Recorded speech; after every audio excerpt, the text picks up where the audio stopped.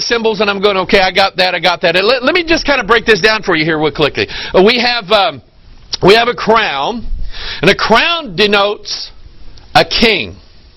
Revelation 9:11, and they had a king over them who was the angel of the bottomless pit, whose name was Abaddon and Apollyon, which means the destroyer. So the king of theosophy, hence the originator of what we now know as the New Age movement, is none other than the beast that's down in the pit. Revelation chapter 9 is all about releasing them, and this king emerging to take over planet Earth. Read Revelation chapter 13.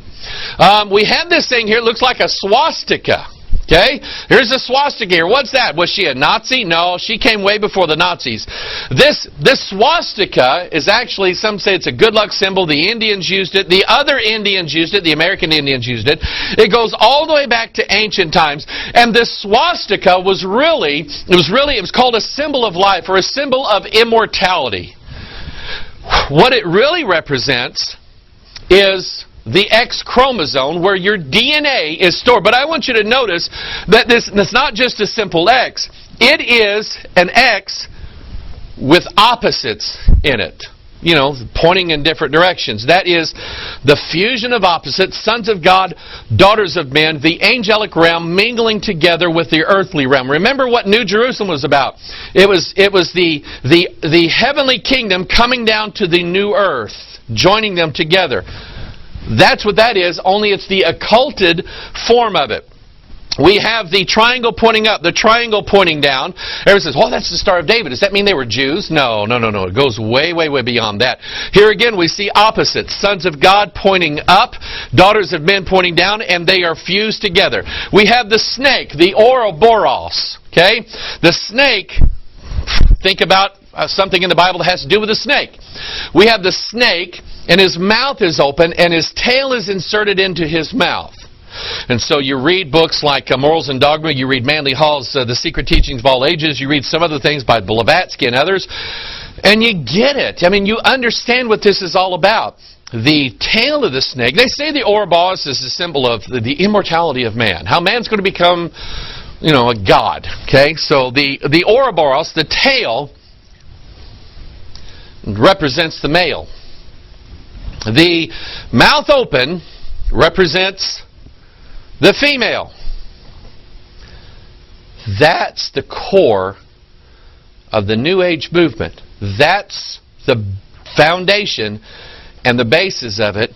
This is what Blavatsky devised. Then, I don't even like looking at this guy. This is Aleister Crowley.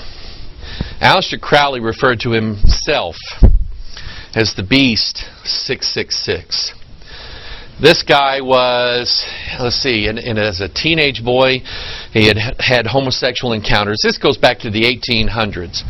Teenage boy, homosexual encounters, and he was dreaming, and he was having visitors. Remember Jared Loeffner from what we talked about last week? He was having visitors come to him in his dreams, talking to him, giving him enlightenment, illumination. So here he is. He has this funny little, like pyramid hat on his head with the all-seeing eye, draped over his forehead. That's the opening of the pineal gland, the third eye of illumination. Notice his hands. Thumbs pointed in opposite directions. He's telling you the secret doctrine, which is another book that Blavatsky wrote about. He's telling you the secret doctrine, the secret idea, the fusion together of the opposites, sons of God, daughters of men. Daniel chapter 2, the fourth kingdom, they that shall mingle themselves with the seed of men. That's what that represents there. And of course, he's got his book that he wrote with this 1, 2, 3, 4, 5, this pentagram on here. That represents Isaiah chapter 14, verse 12. How art thou fallen from heaven, O Lucifer? How art thou cut down to the ground, which didst weaken the nations? For thou hast said in thine heart, number 1, I will ascend into heaven. Number 2, I will exalt my throne above the stars of God. Number 3, I will sit also upon the mount of the congregation in the sides of the north. Number 4, I will ascend above the heights of the clouds. And number 5, I will be like the Most High. He's the opposite of everything that God is, and yet people are going to think that Lucifer is God. And that's what Crowley represents. So, is this idea of a New Age movement, and they talk about a Christ consciousness. They talk about Jesus being one of the ascended masters. And according to Crowley, that bothers me. Crowley, this Christ figure with a crown of thorns, he's not the real Jesus. He's another Jesus. That's who Crowley represents, another Jesus. So here we have Blavatsky, ISIS unveiled, the secret doctrine, and Crowley representing another Jesus, and the kingdom of the Antichrist coming in the last days.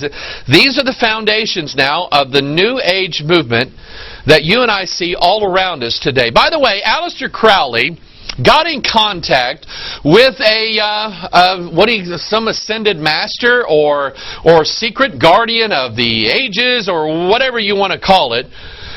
And he called him Lamb, L-A-M, and this is what Lamb looks like. I've seen this guy before. You ever seen these TV shows where they have these gray aliens with these big heads? And that's what that is.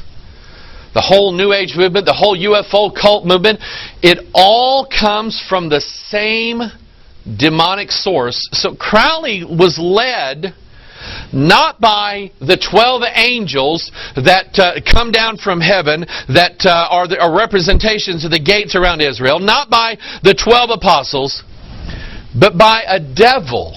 That's who was the inspiration for Aleister Crowley.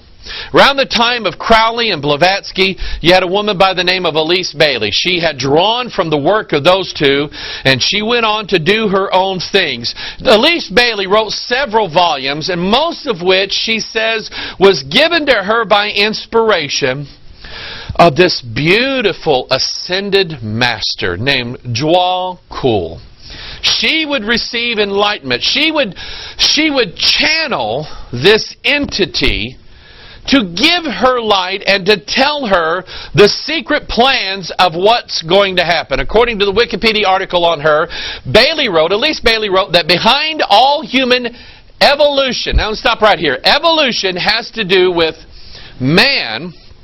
Let's see, remember the Ouroboros, it's a symbol for man becoming immortal. That's what evolution is. Evolution says, oh, we were all way down here, but now we are ascending upward. That's what evolution is all about. That's why evolution is being taught in all of our schools. That's why evolution has such a stronghold in world culture, and especially American culture today. That's why it's such a deadly, dangerous doctrine to let your kids believe. Because if they can teach them that they came from a lower state to the state we are now we're on the verge of being able to go from this state to the next level. That's what evolution is. And so this article says, Bailey wrote that behind all human evolution stands a brotherhood of enlightened souls. Lamb. Part of that brotherhood. Brotherhood of enlightened souls like Djwhal Khul and Lamb, who have guided and aided humanity throughout history. For Bailey, the evolution of humanity was intimately bound up with its relationship to this spiritual hierarchy.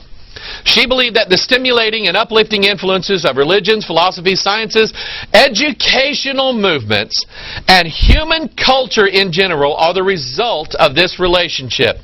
And though in time humanity debases all these developments, they are all in their original impetus conceived as the result of the spiritual hierarchy working in concert with evolving human potentials. Now, Blavatsky, Crowley probably, although I don't have a whole lot of evidence for this, and Aleister Bailey, we know for sure, believed that mankind was headed to a new age, a new kingdom.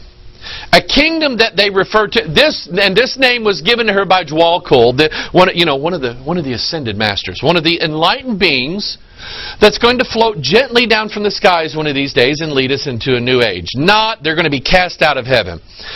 But she says Djwhal Khul told her that this